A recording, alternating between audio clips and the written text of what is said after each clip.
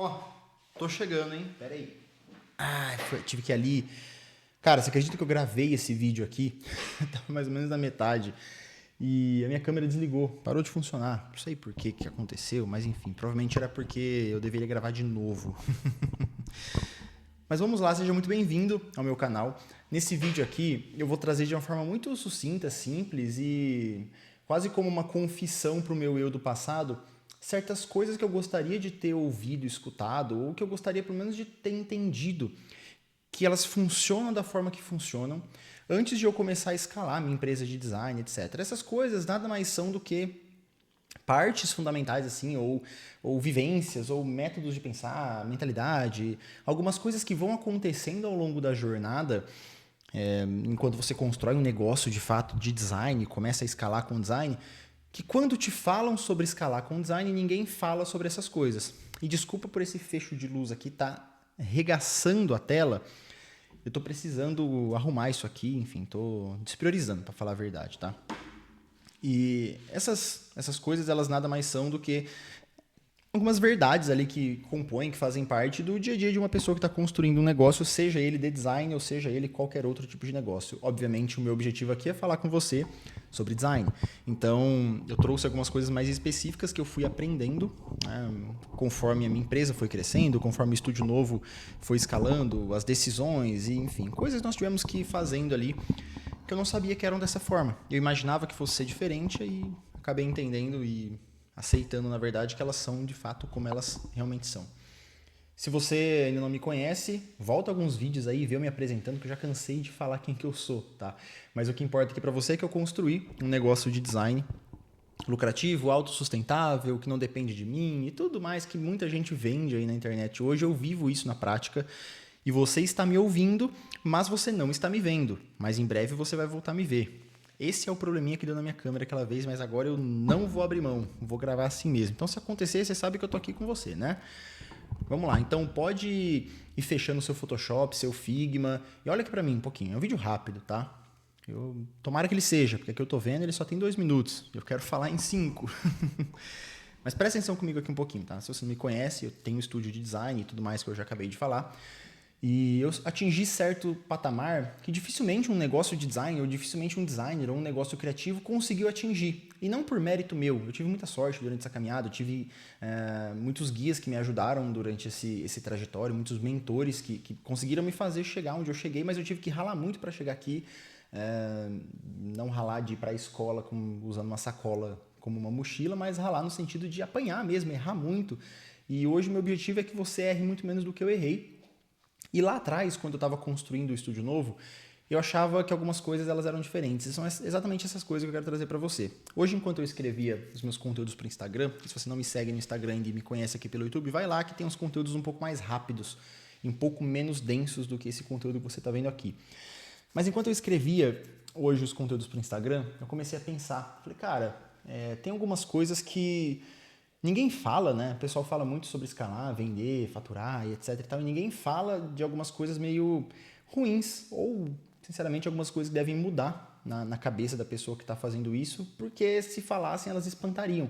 Mas eu quero contar para você quais são essas coisas e eu peguei meu caderninho, para você que também não sabe, esse meu roteiro de vídeos, eu tô aqui, na hora que vem a inspiração, eu anoto o mais rápido possível e venho aqui gravar para não perder esse timing.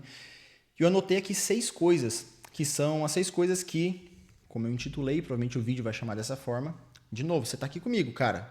Concentra aqui que eu vou aparecer. Tá? Em nome de Jesus eu vou aparecer. 1, 2, 3. Não apareci. Fica só com a minha voz, então. Eu vou falar assim para ficar parecendo um ASMR, um vídeo daqueles que você vê no TikTok, né? Fica aqui comigo, ó. Daqui a pouco meu rosto aparece para vocês aí.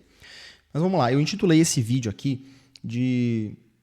Ninguém te conta isso sobre faturar muito com design, mas eu vou te contar. Então, eu vou te contar essas coisas, né? Então, são 6 coisas aqui que eu juntei. A primeira delas é que você percebe que os seus problemas de hoje, eles são muito, muito fáceis de serem resolvidos. É muito comum ver no dia a dia aí de alguém que está construindo um negócio de design, que essa pessoa ela começa a enfrentar certos problemas, digamos assim, que na maioria das vezes eles estão relacionados a problemas... Aí consegui voltar, estava tentando resolver. Não sei o que está acontecendo, galera. Mas a maioria dos problemas que hoje você, enquanto designer ou que constrói um estúdio de design, enfrenta, pode parar para perceber. Eles normalmente têm algum quê técnico ou operacional de fundo. Seja um problema ali na sua operação, seja um problema com o seu cliente, seja um problema, sei lá, mas são problemas muito pequenos. E esses problemas, quando você avança certos estágios para frente, você começa a entender que esses problemas eles são simples de se resolver. Eu lembro que eu ficava muito surtado, muito desesperado, assim, quando, sei lá, eu estava na segunda versão de uma demanda e o cliente não ajustava, não aprovava, estava difícil, eu errava, assim, tinha um briefing que estava meio incompleto, e isso eram os meus problemas do dia a dia.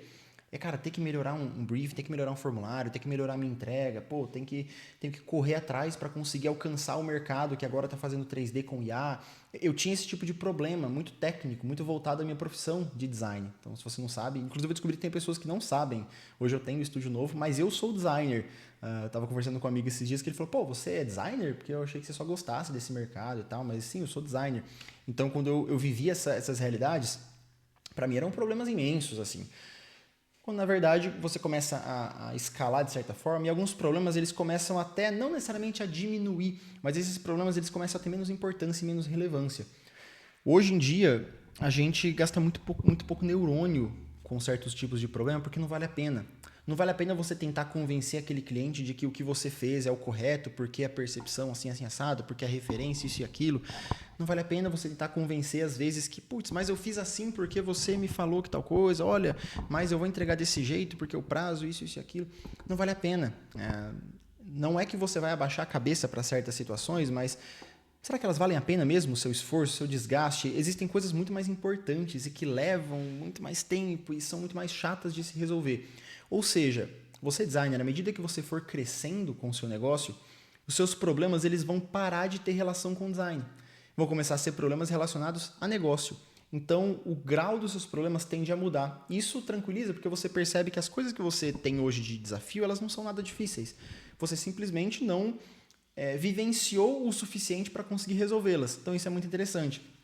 É nesse estágio, inclusive, aqui eu faço um gancho para o segundo fato aqui, é nesse estágio que muitos designers ou donos de negócio começam a mentorar outros negócios, porque você começa a resolver certos problemas que para outras pessoas eles são difíceis de se resolver. Então lá atrás eu lembro que quando eu estava conseguindo sair do caos ali de trabalhar no dia a dia e operação e etc e tal, e eu conseguia dedicar mais tempo para vendas, né, no estúdio novo, eu comecei a ajudar pessoas a vender design. Então foi aí que começou um pouco da minha produção de conteúdo, né? E eu comecei a ajudar pessoas a prospectar, a criar rotina para conseguir prospectar, vender, fazer social selling de um jeito muito mais fácil. Ou seja, eu consegui resolver um problema. Então eu ajudava pessoas a resolver os seus problemas também, porque justamente eu consegui resolver na minha vida. O problema é que a maioria dos mentores, ou quer que seja, param nesse ponto. Eles não progridem com outros tipos de problema. E é o que a gente vê hoje muito no mercado, né? Falei que o vídeo dá 5 minutos, já deram 8 aqui. Mentores ou professores ou o que seja, quem que ajuda, faz sei lá o que, com conhecimento insuficiente. Não porque essa pessoa ela é ruim, mas porque ela não viveu problemas o suficiente para saber resolvê-los. Então esse é um ponto, tá? Que deve ser muito levado em consideração. E aí a gente entra até no segundo ponto aqui, como eu comentei, que conforme você vai crescendo, você começa a precisar muito mais de ajuda em negócios ou de pessoas que entendem de negócio do que em design em si. Então, eu tinha bons amigos, e tenho bons amigos, bons conhecidos aí no mercado de design, e eu recorria muito a eles há um tempo atrás. Cara, como que faz isso, como que faz aquilo? Onde você fez isso, onde você pegou aquilo? E faz muito tempo que eu não troco esse tipo de ideia com esses profissionais, mas muito pelo contrário, né? Eu vejo que hoje em dia eu tenho muito mais dúvida e coisas a perguntar para donos de empresa, pessoas que têm negócio, ou sei lá, pessoas que têm equipe, do que designers em si. Então, eu estava até lembrando agora, conheci um conhecido, né? um amigo de um amigo que se tornou um conhecido meu. Ele tem uma empresa, uma multinacional e tal, enfim. E ele é diretor dessa multinacional. E eu lembro que eu parei na frente dele e falei, cara, eu tenho tanta coisa para perguntar para esse cara. Eu queria muito aprender certas coisas com ele, entender como resolver certos tipos de desafio. Então, você começa a empreender, começa a evoluir, você começa a romper um pouco a bolha dos designers, dos problemas de design. Então, você percebe que que isso é um processo de crescimento, isso é um processo de evolução. Então, para você medir o nível aí que você está de escala, olha para o nível dos seus problemas. Hoje eles podem parecer grandes, mas olha de fora. Né? São problemas de fato voltados ao design em si? São problemas de fato voltados ao meu dia a dia? Ou problemas de negócio?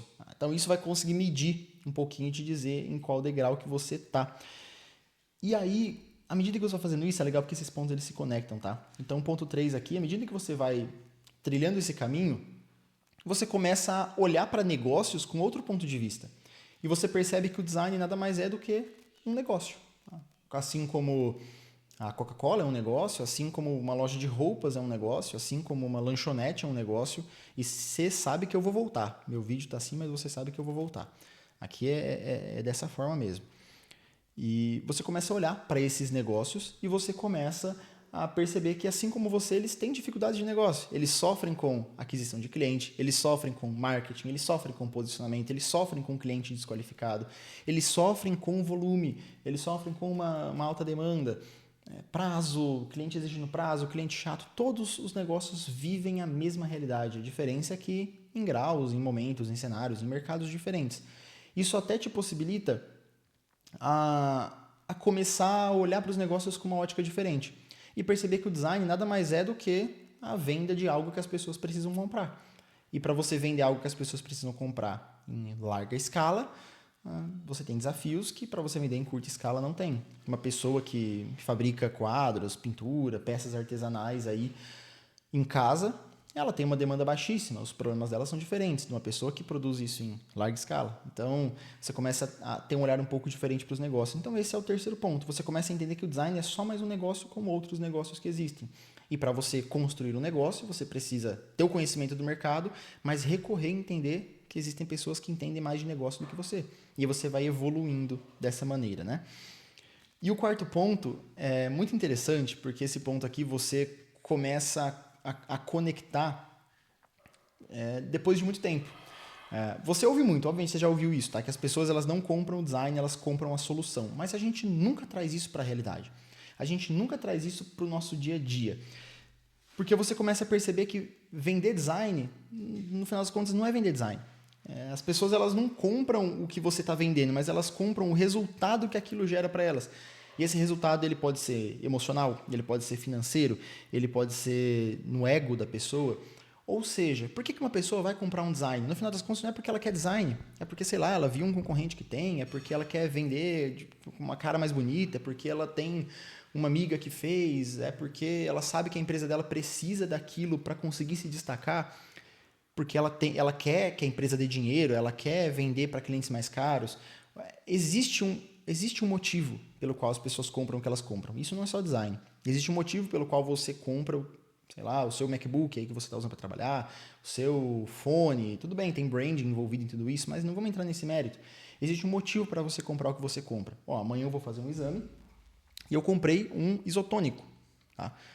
É porque eu quero um isotônico? É porque sei lá, esse isotônico ele poderia custar o quanto custasse. Eu ia objetar o preço desse isotônico. Mas, eu preciso porque esse aqui de fato hidrata, não é igual um Gatorade e tal, é mais caro, beleza, mas ele vai me gerar um benefício, que é eu ficar hidratado, porque o exame que eu tenho que fazer amanhã, ele consome muito da minha caloria e etc. Então, olha, eu preciso de algo, porque vai me dar um benefício emocional, eu vou ficar bem. Então, a grande chave aí que você precisa virar, talvez, é entender que você não vende o que você vende o resultado do que aquilo que você vende gera. E se você descobrir qual é esse resultado que essa pessoa, esse seu público quer, já era, meu irmão. Você tem nas suas mãos aí a chave para você conseguir fazer dinheiro com design. E aí parece que a cada ponto que eu falo, a câmera vai parando, né? Eu queria descobrir o porquê depois. Não sei se tem alguém me ligando, alguma coisa assim. Um outro ponto, esse aqui já é o penúltimo ponto, que até meu sócio me falou isso uns tempos atrás, que ele aprendeu comigo. Entenda. Você pode ter o melhor design, você pode ter a melhor qualidade, você pode ter atendido os melhores cases, você pode ter o melhor preço, você pode ser o cara mais incrível, mas se a experiência do seu cliente ela não for boa o suficiente, você não vai ter um negócio decente. Você não vai ter um negócio que vai perdurar, que vai trazer resultado. A experiência do cliente, anotem isso, esse é o penúltimo ponto, a experiência do cliente ela é mais importante do que a qualidade da sua entrega. e você começa a perceber isso depois de um tempo. Porque você começa a perceber, à medida que você escala, que você cresce, que os clientes eles vão sair. Eles vão... Isso, inclusive, tem a ver com o próximo ponto. Fica aí que você vai entender. E aí você começa a perceber que a qualidade técnica ela é importante, mas ela não é o que define o que você faz. E hoje, como você olha para algo muito pequenininho, né, para essa base de clientes que você tem e tal, a qualidade técnica ela pode de fato ser importante. Mas à medida que você cresce, a experiência do cliente ela vai tomando mais conta dentre as coisas mais importantes de um negócio. Então, desde já, priorize a experiência do cliente. Faça sim uma boa entrega, obviamente, não estou querendo dizer que não é para você entregar tecnicamente algo bom, mas priorize como o seu cliente está recebendo aquilo. É o atendimento, é a satisfação, é rodar com ele uma pesquisa mesmo para ver como que ele está se sentindo ali, se ele está satisfeito, o que está faltando, o que poderia melhorar, como você fala com ele, qual o tom de voz que você adota para falar com ele, qual que é o grau de proximidade que o seu negócio gera com ele, enfim. A experiência do cliente ela é muito importante. O alinhamento de expectativa que você vai ter com ele é muito mais importante do que a entrega em si. Vocês vão perceber, os clientes eles perdoam uma qualidade inferior ao que eles imaginavam, eles perdoam um prazo, eles perdoam muita coisa, mas eles não perdoam uma expectativa que não foi cumprida. Então, se você gera uma expectativa de que algo vai ser bom e esse algo não é bom, o problema não foi que não foi bom, o problema é que você gerou uma expectativa errada. Então, a experiência ela é muito importante, mais importante do que a entrega em si. E o último ponto é, à medida que você cresce, os seus problemas também crescem. Então, se com 10 clientes você toma um churn, ou seja, um cliente sai a cada 2 meses, quando você tiver 20 clientes, você vai ter um cliente por mês saindo.